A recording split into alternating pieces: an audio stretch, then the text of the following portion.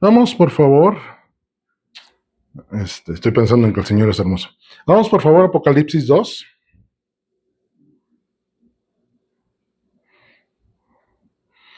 Apocalipsis 2. Vamos a ver ahí el mensaje a las 7 iglesias. No, vamos a ver. Apocalipsis 2:1. Vamos a hacer un estudio sobre el mensaje a las 7 iglesias. Yo creo que por tiempo no me va a alcanzar a terminar de una. Entonces yo espero que hoy ver 3 o 4 y la próxima semana terminar. Vamos a orar. Señor bendito, alabamos tu nombre y te exaltamos. Gracias porque podemos estar reunidos en tu nombre. Y dice tu palabra que donde están 2 o 3, en donde el motivo seas tú estás ahí y creemos que tú estás aquí ahora. Que esta palabra, Señor, llegue a los que estamos aquí reunidos y también a los que ven la transmisión y a los que después ven la repetición, Señor, y que sea de bendición para sus vidas. Abre las mentes, que sean abiertos los corazones y los espíritus estén dispuestos y perceptibles a tu voz, Espíritu. Tu nombre santo. Amén y amén. Haciendo una recopilación, un preámbulo a esto de el mensaje a las 7 iglesias, recordemos que este mensaje a las 7 iglesias tiene un doble. Dios es atemporal, ¿no? Dios no tiene forzosamente una línea de tiempo como nosotros la conocemos. Para nosotros, hace un mes, pues son 30 días, ¿no? Que ya pasaron. Y no hay otra forma de que sea otra medida de tiempo, sino 30 días atrás. Y hacia adelante, si esperamos nuestro cumpleaños o alguna festejo, tenemos una fecha lineal en la cual nosotros podemos medir. Dios no se puede medir y Él no se rige bajo esa regla en el reino espiritual. Entonces, cuando Juan recibe esta revelación del Apocalipsis, viene siendo por ahí del año entre 80 y 90 después de Cristo. Juan ya era un anciano en ese momento, retirado en la isla de Patmos, y ahí estando recibe la revelación, toda la revelación del libro de Apocalipsis. Y dentro de esa revelación recibe el mensaje a las 7 iglesias, y a 7 iglesias que eran conocidas en ese momento en el tiempo lineal del primer siglo de la iglesia primitiva. Iglesias que estaban entre Grecia y Asia, ¿no? Toda esta parte, 7 iglesias, ¿no? En las cuales en ese momento había congregaciones. Pero a la vez, si el Señor le estaba mostrando a Juan los sucesos finales en Apocalipsis, que son los eventos que van a ocurrir hacia futuro, cuando Él venga y los antecedentes de su venida, entonces, linealmente, esa visión del mensaje a las 7 iglesias, ¿dónde estaría? ¿En un futuro o en un pasado, ¿no? En el pasado o presente de Juan en ese momento, o se estaba proyectando hacia un futuro. La verdad es que la parte profética de Dios es atemporal. Muchas profecías desde los Isaías, Jeremías, Lamentaciones, todos estos profetas son en 2 tiempos, para ese presente y para un evento futuro. Y a veces un futuro que el mismo profeta no alcanza a ver, y en algunas ocasiones el profeta se alcanza a ver. Entonces, la temporalidad de Dios está permanente en la Biblia. Cuando Moisés recibe la revelación de Génesis, lo recibe muchos años después, pero él lo describe como si estuviera en un presente. O sea, nunca se refiere a en aquellos años el Señor, no, hace la descripción como si él hubiera estado ahí presencial viendo lo ocurrido. David, cuando habla, dijo a mi Señor, siéntate a mi diestra, ¿de qué momento estaba hablando? De un evento futuro, en un evento presente. No habla de un evento pasado, como de, dijo el Señor, mi Señor, siéntate a mi diestra. No dice me sentaré a tu diestra o te sentarás a mi diestra, siéntate a mi diestra, o sea, está hablando un tiempo presente. Y si se sienta a su diestra, es porque como cordero inmolado ya fue sacrificado y es digno de sentarse. Entonces, no está hablando de un presente de David, sino de un evento futuro. Así es el tiempo de Dios. Entonces, cuando la revelación del Señor viene sobre Juan para el mensaje de las 7 iglesias, está haciendo en un tiempo presente de cosas que ocurren presente en ese momento, pero a la vez está hablando de algunas características que la iglesia iba a tener en cuanto a sus identidades y su forma de manifestarse. Este mensaje de las 7 iglesias los hemos conocido como, yo diría, siete tipos de iglesias diferentes que, pues si por ahí ven que se apaga el foquito me avisan, yo trataré de estar viendo ya. De 7 tipos de iglesias que en ese momento, estamos hablando de 60 años después de que el Señor ya había, 50 o 60 años después de que el Señor ya había ascendido, ya eran iglesias trabajo de la obra misionera de Pablo, que había fundado iglesias y dejado pastores, y que a lo mejor el pastor que ya no había dejado ya no estaba, sino ya a lo mejor ya había un segundo pastor, una segunda generación. Pues está hablando de 7 tipos de iglesias que en ese momento existían, que había ciertas problemáticas en cada una de ellas, y que si lo trasladamos al tiempo presente, decimos, oye, está hablando de iglesias de aquel tiempo o de este. Y si lo aterrizamos, no solamente está hablando del tipo de iglesia, sino también del tipo de pastor y a su vez del tipo de persona que tú y yo podemos ser dentro de la iglesia. Espero que no haya muchas pedradas, ¿no? La realidad es que vamos a tratar de todos los mensajes que el Señor dio a esas iglesias no era para condenación, sino para restauración.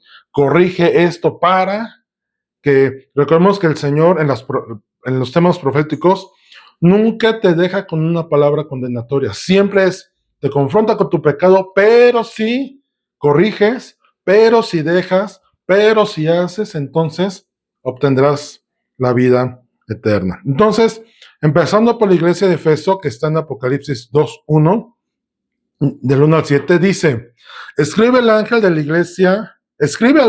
iglesia en Efeso. Cuando veas ahí, escribe al ángel, no está hablando de un ser espiritual, aunque sí puede haber un ángel asignado a la iglesia, pero está hablando al pastor, al líder de la iglesia. Escribe al líder que está en la iglesia de Efeso. Porque, imagínate, un ángel siendo corregido por algún tipo de mala conducta o pecado, pues no tiene sentido, ¿no? Entonces está refiriendo al pastor que había en ese momento en la iglesia. Entonces dice, escribe al ángel de la iglesia, escribe al ángel de la iglesia en Efeso, el que tiene las 7 estrellas en su diestra, el que anda en medio de los 7 candelabros de oro, dice esto. Y dice esto, ¿quién está hablando? El Señor Jesús. El Señor Jesús es el que tiene las 7 estrellas en su diestra, el que anda en medio de los 7 candeleros de oro. Y esto de los 7 candeleros habla de santidad. Andar entre el que tiene las 7 estrellas en su mano, está hablando de las 7 iglesias, o sea, Él es el Señor de las 7 iglesias. Y que anda en medio de los 7 candeleros de oro, habla de su lugar. Si tú te trasladas al lugar santo, era dentro del templo. ¿Ok? Y entonces empieza diciendo, para empezar, Efeso significa deseable. Entonces, era una iglesia deseable.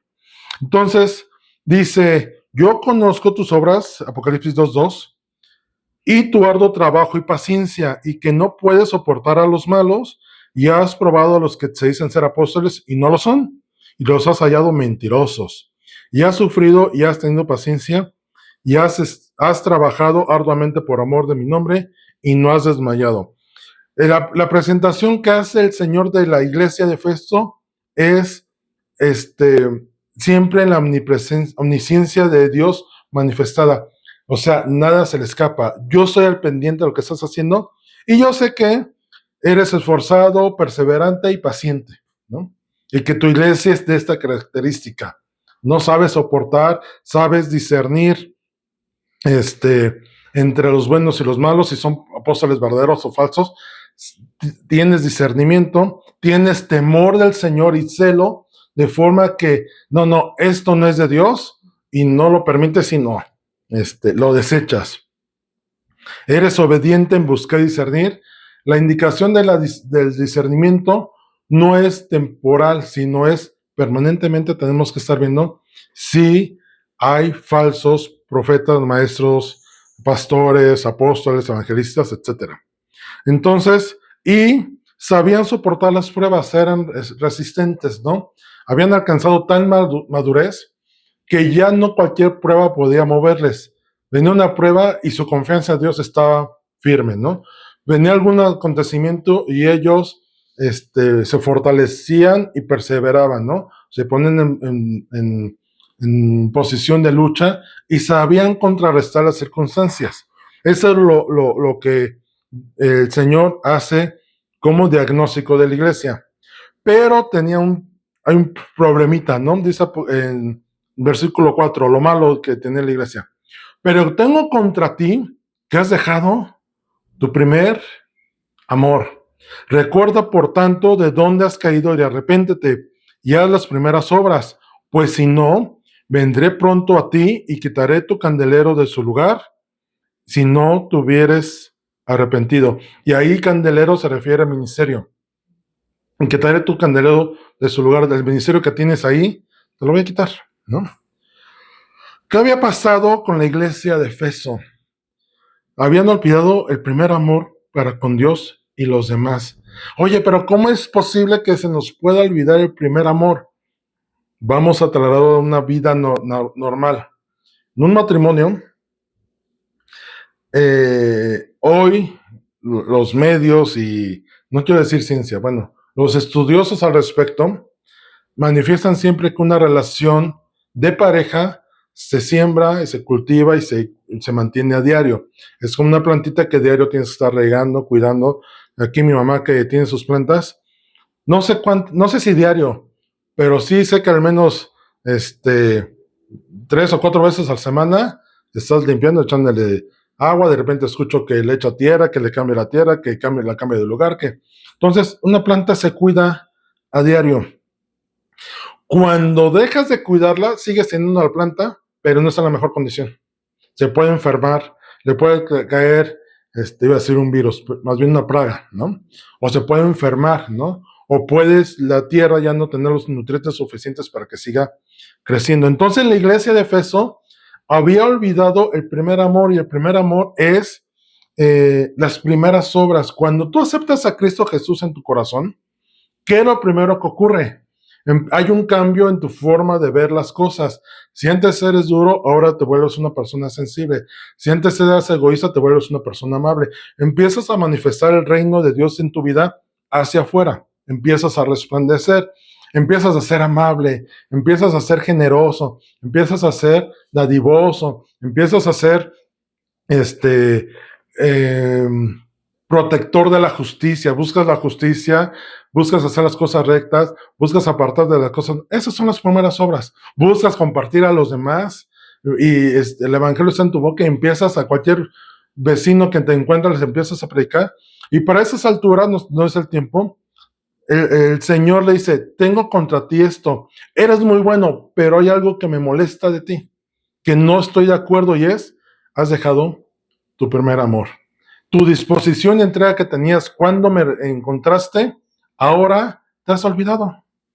Ahora das por hecho que yo sigo haciendo las cosas y tú, con que te sientes y te alimentes, dices, vamos a trasladar a la iglesia actual. No es suficiente con que vayas y te sientes a la congregación, ¿no?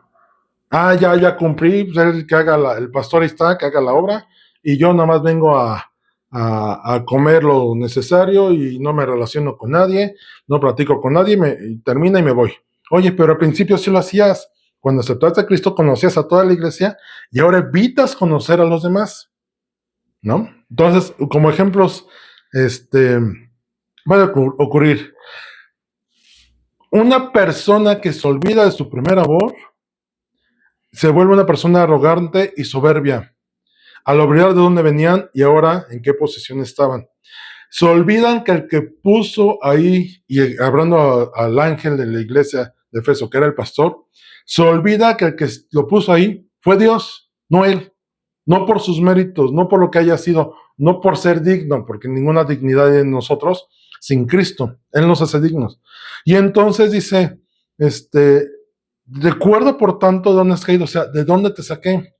Dice el canto de Remolineando, de lo vi, de lo que no era, más bien dice la palabra que de lo vil y menospreciado utilizó Dios para avergonzar al sabio.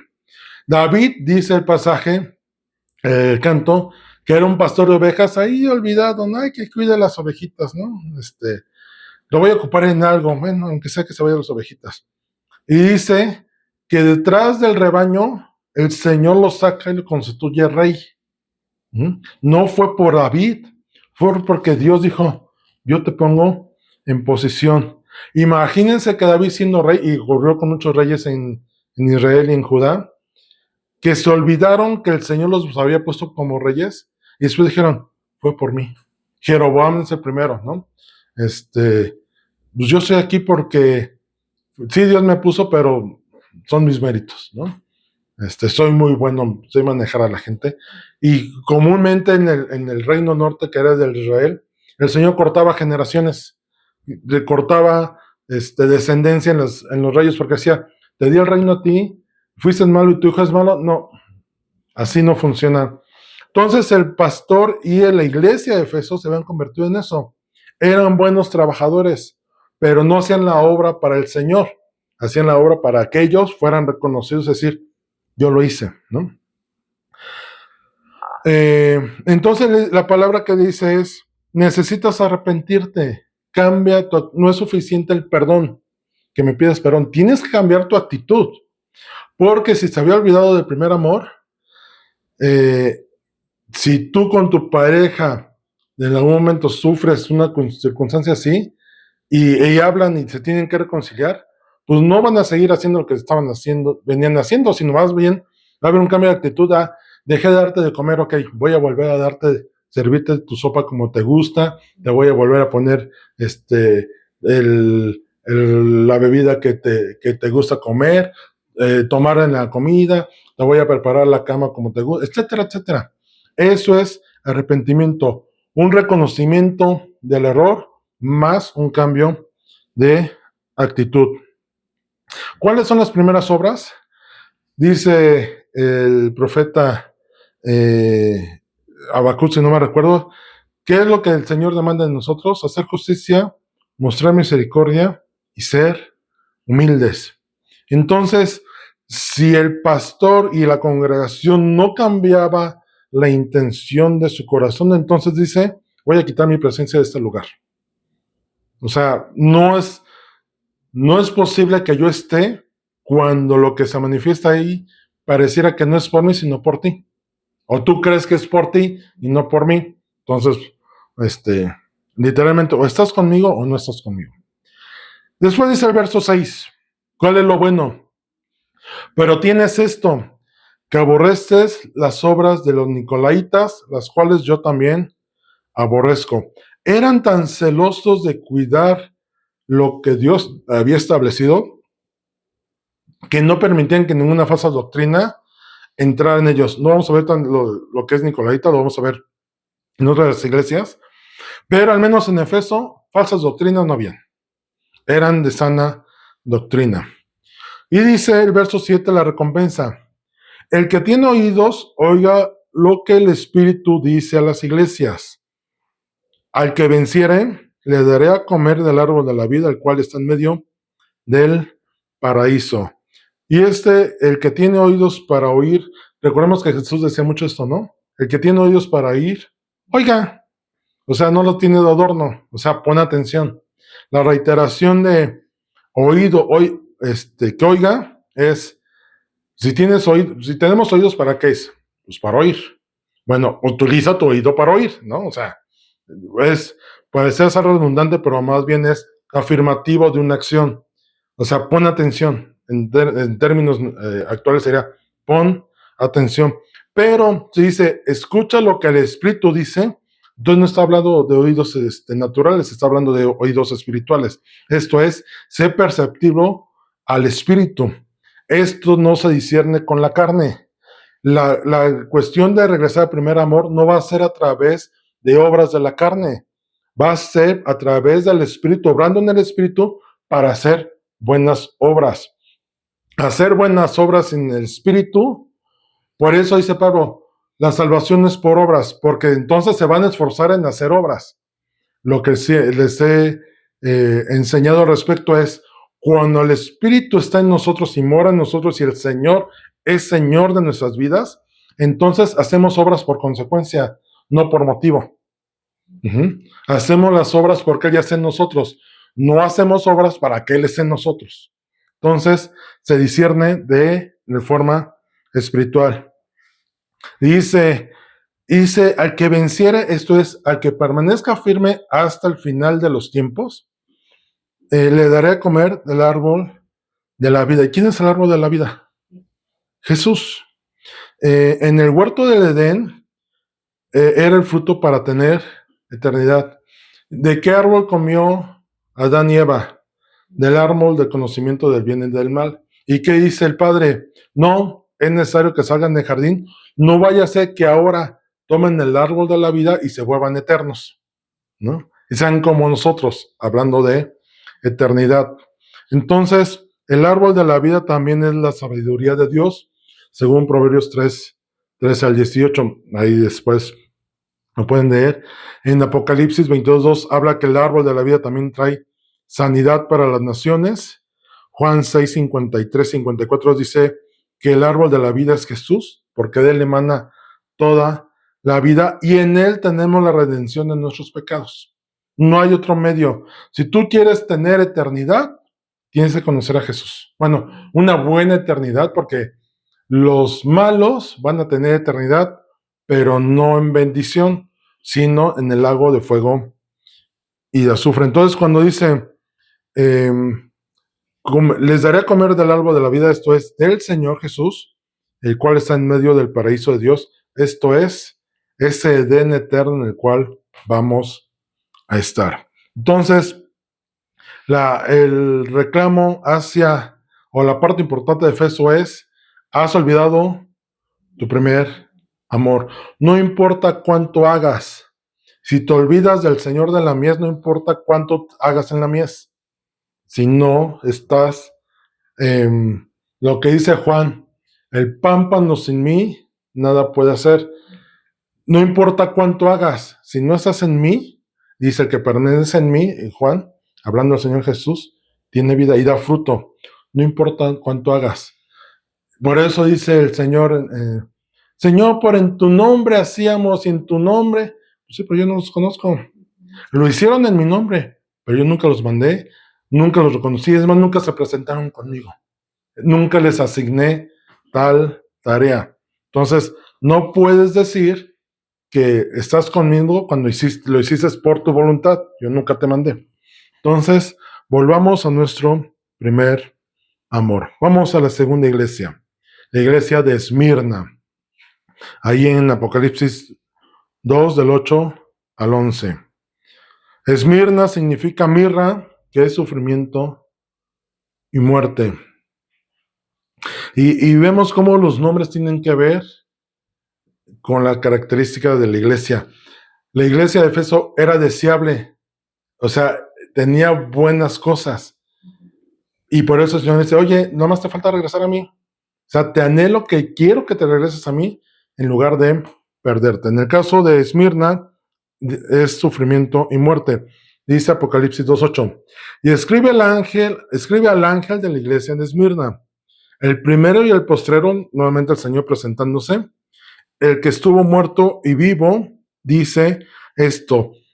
No lo comenté, pero ahorita vamos a ver cómo el Señor Jesús en las 7 iglesias se presenta siempre con alguna característica, cualidad, atributo diferente. Aquí dice, es el primero y el postrero, o sea, Él es eterno, está hablando de eternidad.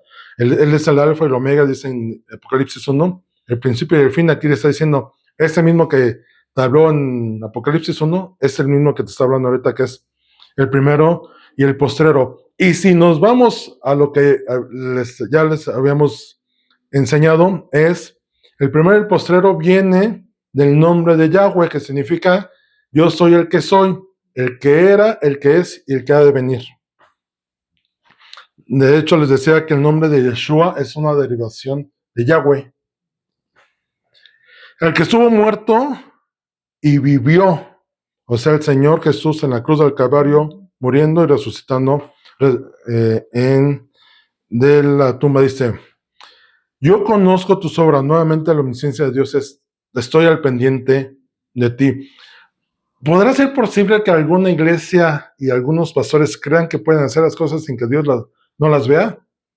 Pues desgraciadamente sí.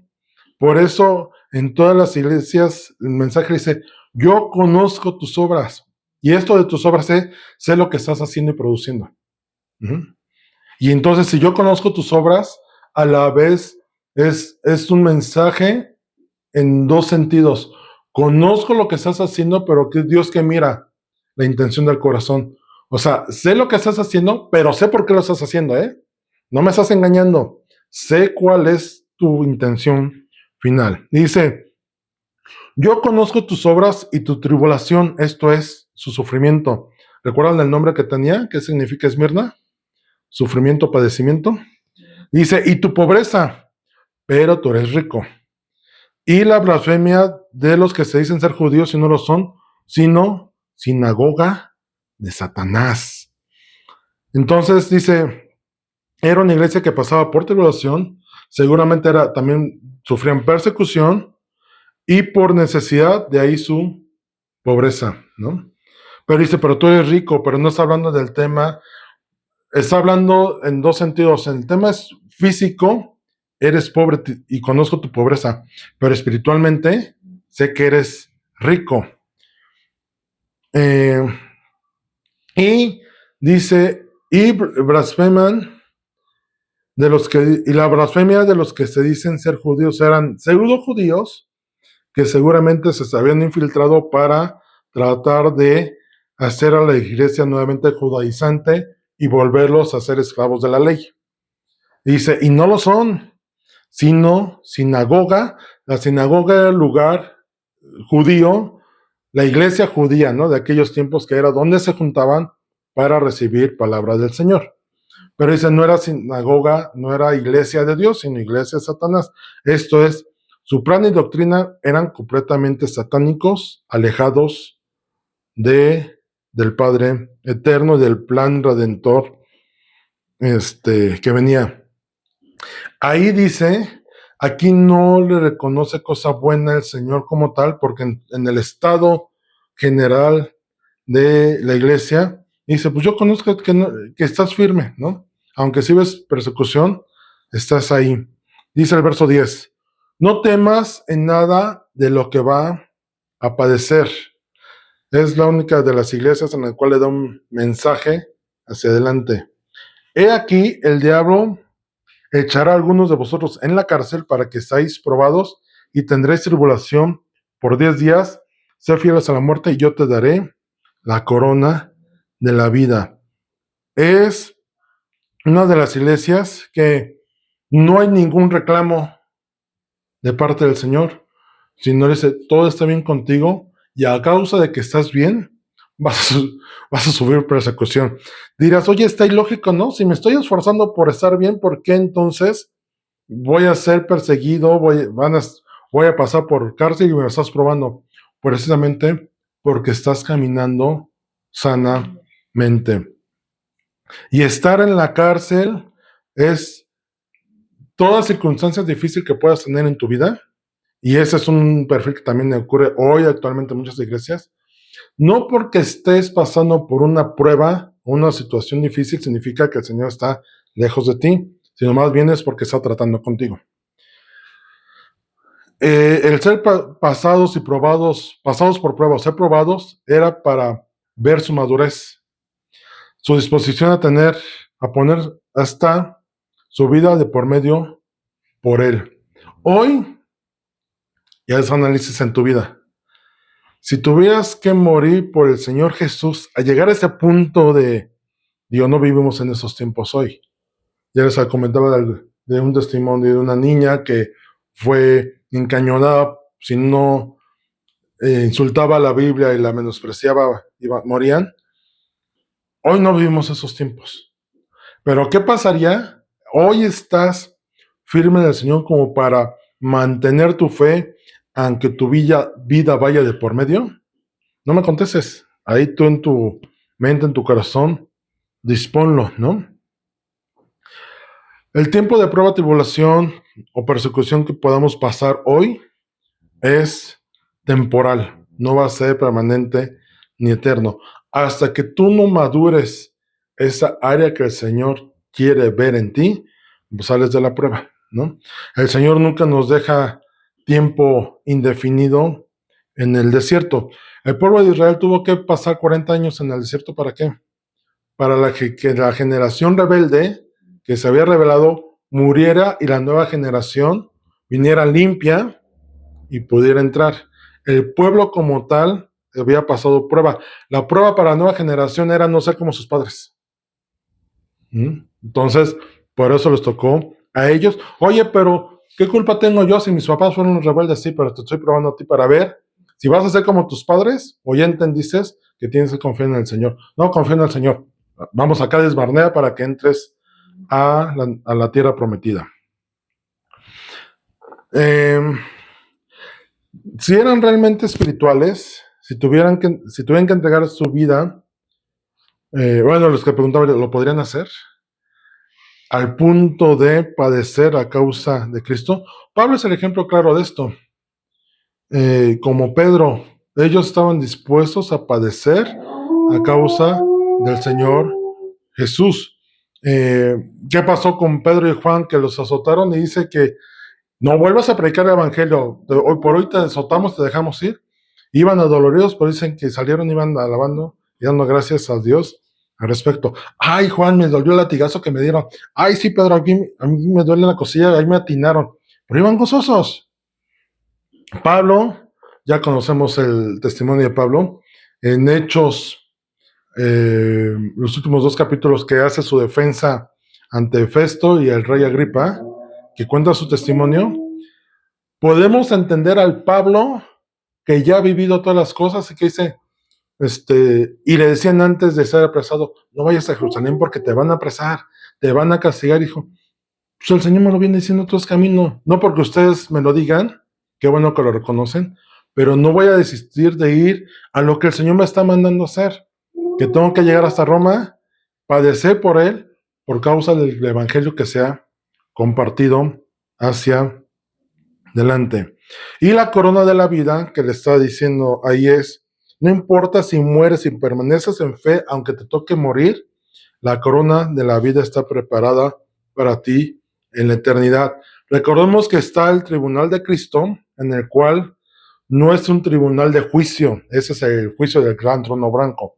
El tribunal de Cristo es donde, de acuerdo a lo que hagamos para el Señor, vamos a recibir coronas, diademas, reconocimientos, es decir, tú trajiste mira, aquí está, porque llevaste 5 almas a Cristo, te corresponde, porque llegaste 1000, aquí está, porque padeciste. Cuando dice, no hagas tesoros en la tierra, sino busca hacer tesoros en el cielo, es eso. Todo lo que hagas para el Señor será recompensado. Y dice Apocalipsis 2:11, el que tiene oídos, oiga lo que el Espíritu dice a las iglesias. El que venciere no sufrirá daño de la segunda muerte. Y esta segunda muerte, ¿a qué se refiere? Que la primera muerte, ¿cuál es? Pues cuando dejamos este cuerpo físico, ¿no? Que ya la segunda muerte, para los que estamos en Cristo, no padecemos segunda muerte, porque ya tenemos eternidad en Él. Nosotros vamos directo al tribunal, ¿no? Pero los que no reciben a Cristo pasan a juicio. Y en el juicio es cuando se abren los grandes libros, donde se abren el libro de la vida y empiezan a decir, no, pues fulanito tal no está escrito en el libro de la vida. A ver, enséñame lo que hizo en la vida. Y viene la descripción de todo lo que ocurrió. Entonces, es Y entonces dice que cuando no son encontrados sus nombres en el libro de vida, son echados en el lago de fuego y azufre. Esa es la segunda muerte. Inclusive ahí se ha arrojado la muerte y el Hades. Esca.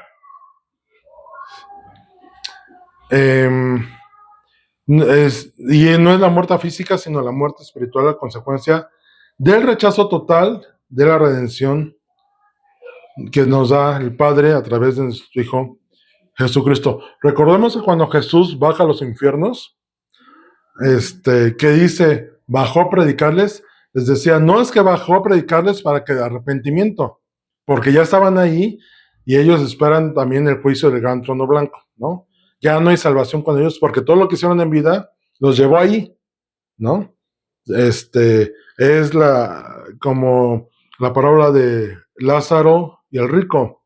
Lázaro estaba en el seno de Abraham y el rico estaba en el Seol, ¿no? En el lugar de muerte. Y le dice, oye, ahora sí me arrepiento. Y dice, no, ya estás ahí. Tuviste muchas oportunidades en la vida para conocerme. Lázaro sí me conoció, tú no. Cuando Jesús baja a los infiernos, no bajó a predicarles en cuanto a salvación. Bajó a decirles, miren, ya ven cómo es verdad que la salvación que les vinieron a avisar que es en mí es real. O sea, aquí estoy. Y ¿saben qué? Siento mucho que se queden aquí, pero ustedes decidieron estar aquí. Y Jesús vuelve a ascender. Vamos a la tercera iglesia, Apocalipsis 2, 12, 17, la iglesia de Pérgamo. Y dice el verso 12. Pérgamo significa ciudadela, altura o elevación.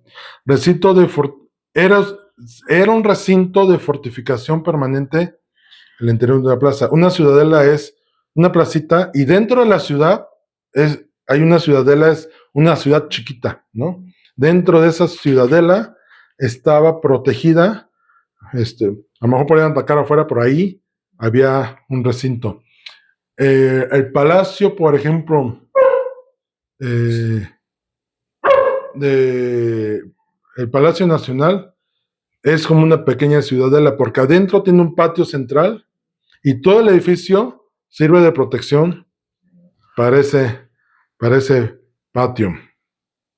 Y sirve como un lugar el último refugio y también un lugar para protegerse.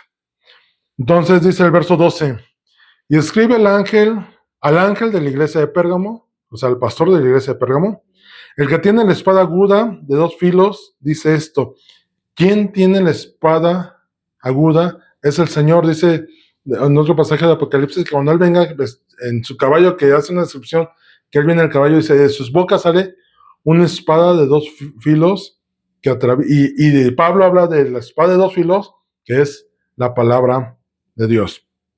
Y dice el verso 13, nuevamente la omnipresencia de Dios, omnisciencia de Dios. Yo conozco tus obras, nuevamente. Yo sé lo que haces, dice, ¿y dónde moras? ¿Dónde está el trono de Satanás? Pero retienes mi nombre y no has negado mi fe, ni aun en los días en que Antipas, mi testigo fiel, fue muerto entre vosotros donde mora Satanás. Esta iglesia que estaba en Pérgamo no estaba en la mejor ciudad, estaba en una ciudad muy complicada.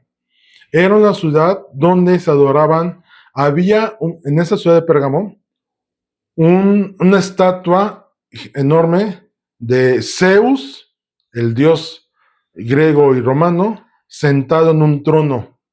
Entonces, la descripción que hace es que ahí era un lugar de idolatría, había mucha idolatría. Y aparte, muchos estudiosos dicen que físicamente Satanás no es como Dios, que él está en todos lados, él tiene, no es omnipresente ni omnisciente. Entonces él tiene que estar en un lugar propiamente.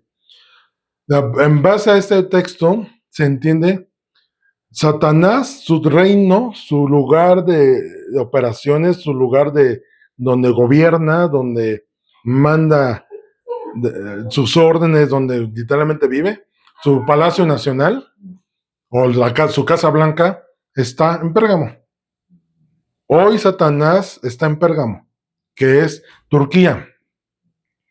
Entonces, ahí, o sea, imagínense una iglesia en la cueva de leones, ¿no? Literalmente. Entonces le dice, cuando hace el Señor la presentó, dice, yo sé dónde estás, que inclusive cruzando la calle está el trono de Satanás, ahí su casa, ¿no? Dice, pero no importando eso, retienes mi nombre, o sea, no niegas la fe que tienes en mí. Y inclusive ahí han matado a esta Antipas, por ejemplo, que era un testigo fiel, dice la palabra, y fue martirizado por su fe en Cristo. Parece ser que Antipas era discípulo de Juan, de hecho. Entonces, era una ciudad extremadamente pagana. Entonces, ahora entiende lo de la ciudadela. La ciudadela se podría decir que era el trono de Satanás dentro de la ciudad, ¿no? Es como el Vaticano. Está Roma y el Vaticano está junto a Roma y es una ciudad independiente.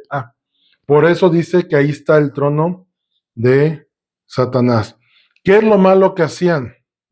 Dice, pero tengo unas pocas cosas contra ti, verso 14, que tienes ahí a los que retienen la doctrina de Balaam, que enseñaba a Balac a poner tropiezo ante los hijos de Israel, a comer de cosas santificadas a los ídolos y a cometer fornicación. Y también tienes ahí a los que retienen la doctrina de los Nicolaitas, la cual yo aborrezco.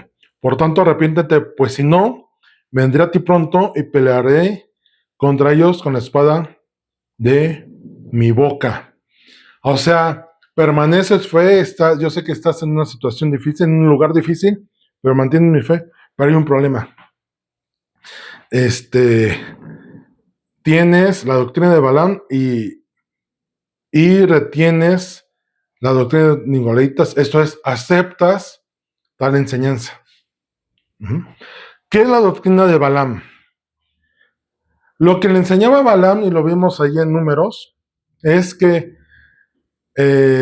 Balac le dice a Balaam, oye, viene el pueblo de Israel hacia mí, ven para que los maldigas. No, pero yo no los puedo maldecir. No, ven, te voy a pagar bien. Ven y maldícelos. Entonces, yo quiero suponer que sí era un profeta de Dios corrompido. Voy a ponerlo así. Porque sí reconocía la voz de Dios y Dios le hablaba.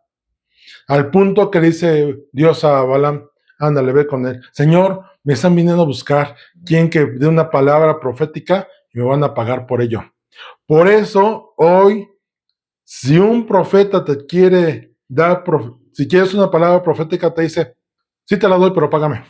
Es antibíblico, es herejía y de hecho es doctrina de Balaam. Entonces, Balaam iba con Dios y decía, oye, pues me está buscando Balac para que profetice. ¿Me dejas ir? No. Pero mira, me están insistiendo, me van a pagar. Ándale, ve. Esa a la vez no es que estaba autorizándole, sino para probarlo. Por eso en el camino es cuando el ángel se presenta y la burra no quiere pasar porque estaba en un lugar estrecho. Y le pegaba a la burra al punto que se cae y le dice a la burra, ¿por qué me pegas? Que es cuando la burra habla. ¿Qué no estás viendo al ángel que me está imposibilitando entrar? O sea, el ángel no quiere que vayas y tú de necio porque estás viendo tu interés económico. La doctrina la doctrina de Balaam, primeramente la persona de Balaam era codiciosa y vulnerable a los deseos de la carne. O sea, él sí la podías corromper, ¿no? Si él veía lana de por medio, su avaricia le decía, pues voy, ¿no? Y cuando él quería maldecir al pueblo, terminaba bendiciendo, que Balac decía, ¿por qué los bendices si yo te contraté, te estoy pagando para que los maldigas? Pues sí, pero pues no puedo maldecir algo que el Señor ya bendijo. Ahí hay otra lección por cierto.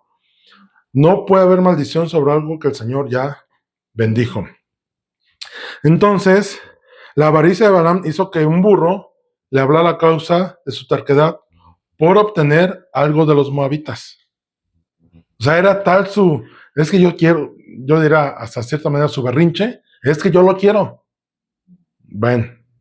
Entonces, eso era lo que había dentro de la iglesia de Pérgamo. Aparte, como no pudo Balaam maldecir al pueblo de Israel, en los últimos capítulos de Números 25, dice, vino como que el desquite. Dice, ¿qué hacemos para que Israel, el Balac quería hacerle mal al pueblo de Israel? O sea, estaba empeñado. ¿Qué podemos hacer? Dice, mira, por maldición no vas a poder porque está protegido. Pero sí puedes hacerlos pecar. Y por ahí te le puedes meter. ¿Y qué fue lo que hizo? En una de las tribus de la orilla, había fiestas paganas en la tierra de Moab. Dice, tráete a los hijos de Israel, a los hombres, y invítalos a la fiesta, hazlos convivir de las viandas, de los sacrificados que coman, y que se tengan relaciones sexuales con las mujeres. Esa es la doctrina de Balaam, que era una doctrina de inmoralidad y de idolatría. Entonces, no, si los quieres maldecir, no puedes, pero sí los puedes hacer pecar y que meterles el pecado y que ellos contaminen a los demás. ¿Qué es lo que ocurrió con lo que hizo?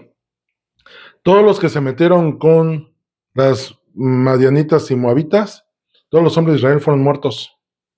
Al punto, creo que fue la tribu de Isaacar, si no mal recuerdo, que cuando tú ves las genealogías del censo que hacen antes de entrar al pueblo, a la tierra prometida, a reserva que se los confirmen, pero creo que sí es la tribu de Isaacar o de Dan, es la única tribu que tiene menos hombres que en el censo cuando salieron de... Y dices, ¿por qué es el único? Pues porque ellos fueron los que pecaron y tuvieron que ser muertos todos los que pecaron. Entonces fueron cientos de miles que se prostituyeron con idolatría y con inmoralidad sexual. Entonces, todo por dinero. Esa era la doctrina que estaba metida. Eran firmes, pero se dejaban corromper. Tenían cierta idolatría. Entiendo el tema de idolatría porque estaba en una ciudad llena de idolatría, valga la redundancia. Pero también las cuestiones de avaricia de su alma podían ser tocadas. Ahora, de ahí viene la doctrina de los nicolaitas. Los nicolaitas era una secta que salió en la iglesia primitiva, que por ahí era, al parecer era un tal Nicolás, posiblemente era un diácono, que en una iglesia dijo, oigan, si queremos entender la sensualidad de la carne, pues practiquemos todo de la carne, no importa que practiquemos cosas de la carne, porque nosotros somos santos en el espíritu. Entonces todo lo que hagamos en la carne no nos va a afectar porque se va a caer en la tarde, pero sí nos va a dar conocimiento. Y nuestra vida no va a estar en riesgo porque espiritualmente ya fuimos rescatados. Esa era la doctrina de los nicolaitas. Entonces se centraba en la falta de valores morales, libre desahogo de las pasiones, desórdenes sexuales, etc. Porque decía él, todo es en la carne, pero nosotros ya no somos carnales, ahora somos espirituales. Entonces, podemos pecar en la carne, es algo que Pablo ataca. ¿Qué pues? ¿Pecaremos para que la gracia sobreabunde, dicen Romanos? Dicen, de ninguna manera. O sea, no porque sean salvos, tienen permiso de pecar en la carne, al contrario, sus obras de la carne tienen que morir para que sea Cristo manifestado en ustedes.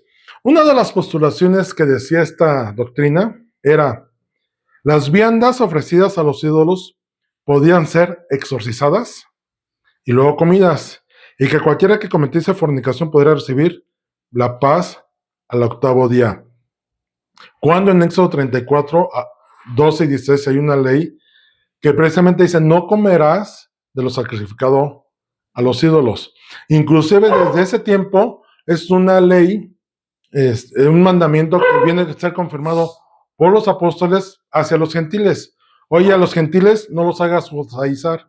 No es necesario que se circunciden. Solamente, hey, que cuiden esto, que no se metan en fornicación, que no tomen carne, que no coman de ahogado y que no coman de lo sacrificado a los ídolos.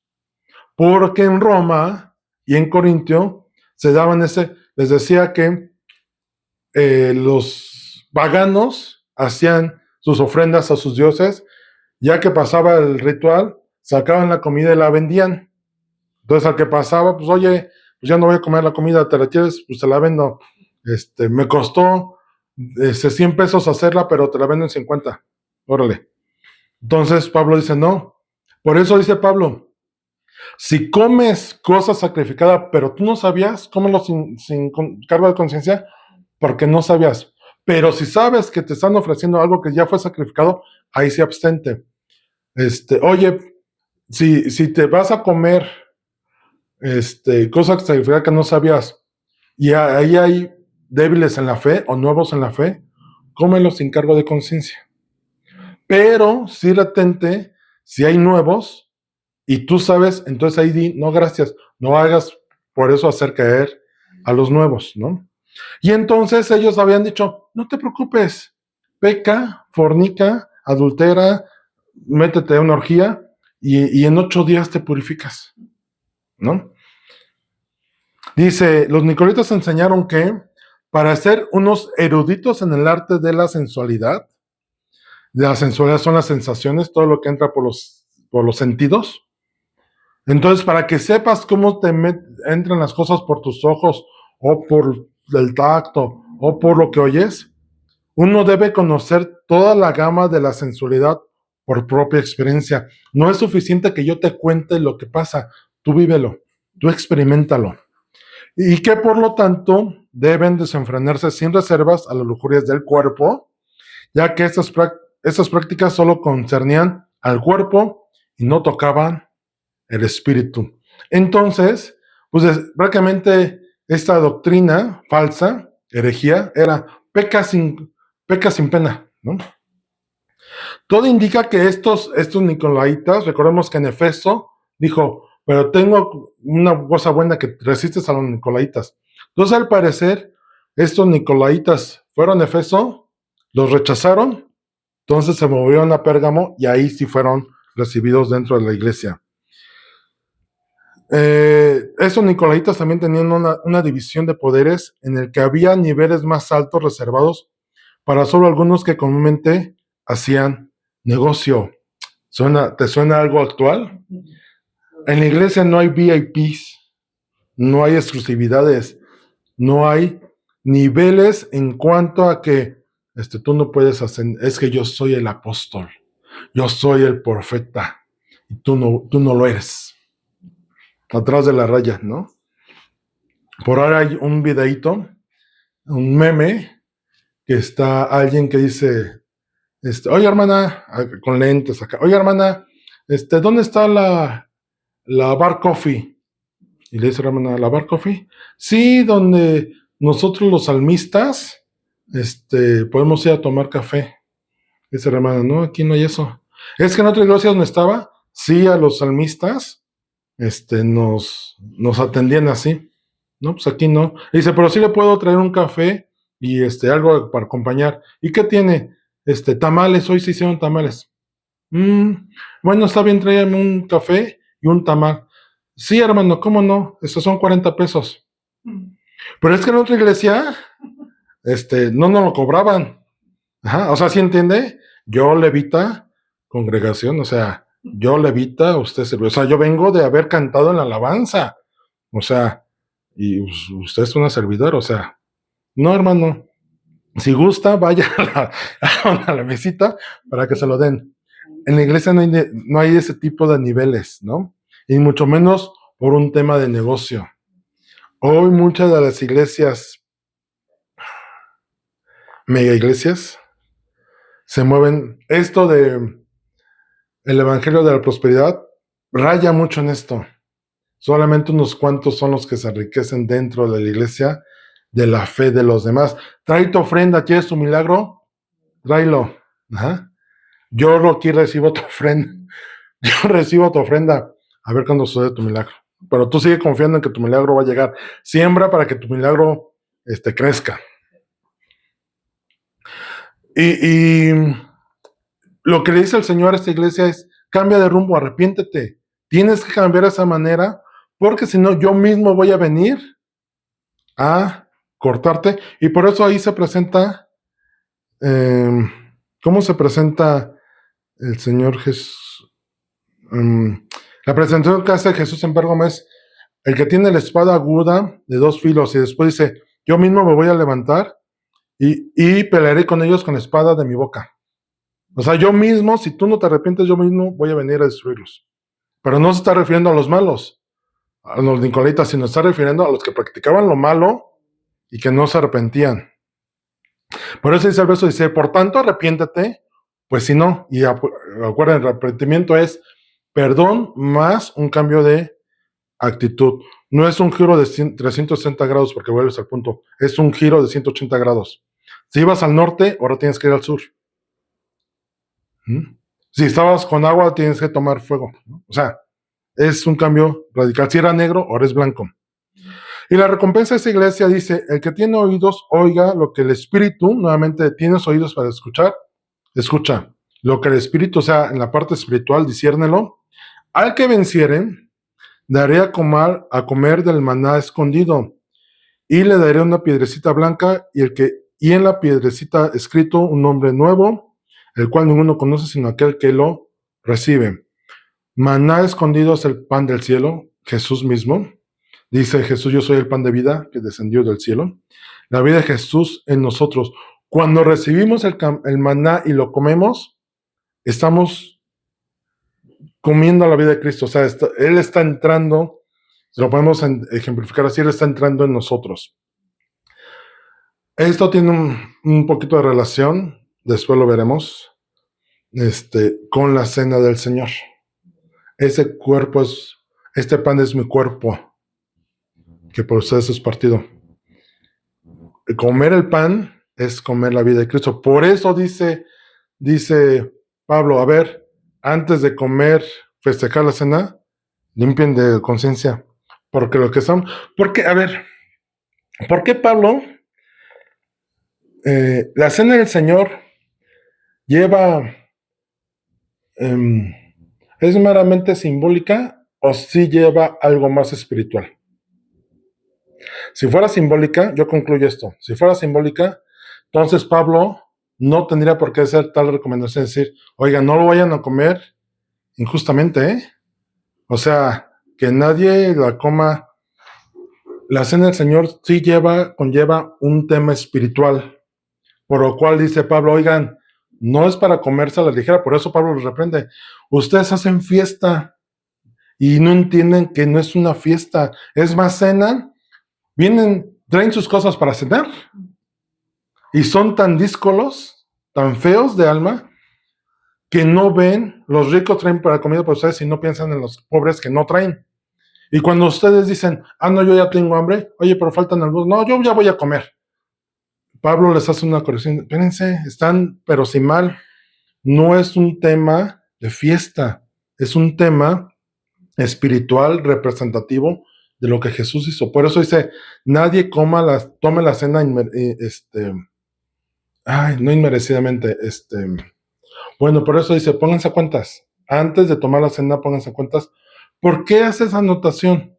Porque no es algo tan simbólico. Si hay una parte espiritual en la cena del Señor, que por eso Pablo hace la anotación. Y la piedra blanca con un nombre nuevo es el que viene de la comunión con Dios. Cuando tú tienes comunión con el Padre, Él te habla por tu nombre. No te habla a la ligera. Y de la misma manera tú le hablas a Dios por su nombre, ¿no? No le hablas ahí en tercera persona. El nombre que está escrito en la piedrecita es el nombre con el cual tú estás registrado en el libro de la vida.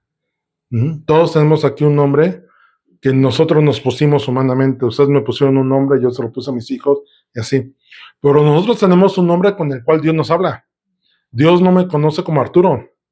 Dios me conoce con un nombre que Él me puso porque Él, desde antes de la creación, Él ya nos había hecho.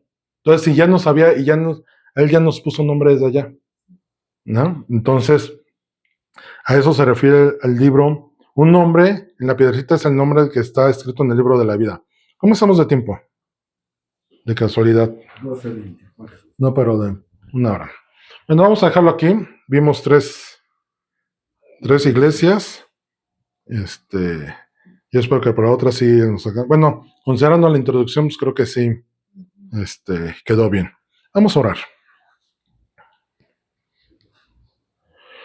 Vamos a orar y si tú en este momento te has identificado con alguna de estos perfiles, yo diría, o en algún momento has pasado por alguno de esos perfiles de las iglesias y te has permitido, si te has olvidado de tu primer amor, reconsidera ahí en tu corazón. Decir al Señor, Señor, reconozco que le he regado. Reconozco que digo conocerte, pero no vivo como si te conociera. Si te has identificado con la iglesia de Esmirna, que a lo mejor estás en un tiempo de prueba y prueba y prueba, no es porque estés mal, sino porque Dios te está puliendo, te está levantando, te está perfeccionando, te está afirmando. Si te has identificado con la iglesia hoy de Pérgamo, que sí puede estar en un mundo lleno de inmundicia, de pecado, de maldad, pero te has hecho permisible a cosas almáticas que puede corromper tu alma por codicia, por ambición, y te has permitido la sensualidad, la idolatría, te has permitido temas sexuales, corrupción en los temas sexuales. Es un tiempo en el cual puedes cambiar de dirección, ponerte a cuentas con el Señor. Espíritu Santo, te ruego que tú traigas a nuestro corazón la revelación de tales cosas. Y Señor, si antes tú habías estado hablando de esto en nuestros corazones, pero hoy hemos sido necios, esta palabra es una confirmación que tú quieres tratar esas áreas con nosotros. Permítenos, Señor, tener un cambio en nuestras vidas. Permítenos a nosotros como líderes también no caer en este juego, en este engaño, en esta perversión, en esta corrupción espiritual, sino ser guardados y conservar la sana doctrina que tú nos diste desde la iglesia primitiva. Señor, ayúdanos a caminar a ti, Señor, y que esa revelación venga en nuestras vidas, en nuestros corazones de continuo. Señor, si nos hemos olvidado de ti, nuestro primer amor, volvámonos. Si tú has olvidado el primer amor, vuélvete a tu primer amor. Vuelve a hacer las obras que hacías con tu primer amor. Que a lo mejor no te importaba tiempos, distancias, disposición, lugares. Siempre estabas ahí con un corazón dispuesto para el Señor. Ten fe, paciencia y confianza y esperanza si estás pasando por pruebas. Y si has permitido corrupción en tu corazón, sácalo ahora, deséchalo, expúlsalo, arrepiéntete delante del Señor y no vivamos como el mundo dicta que vivamos, aunque estemos en un mundo lleno de pecado. Ayúdanos, Señor, y que tu Espíritu Santo nos guíe a toda verdad que eres tú. Gracias, Padre, en Cristo Jesús, nuestro Señor y Salvador. Amén.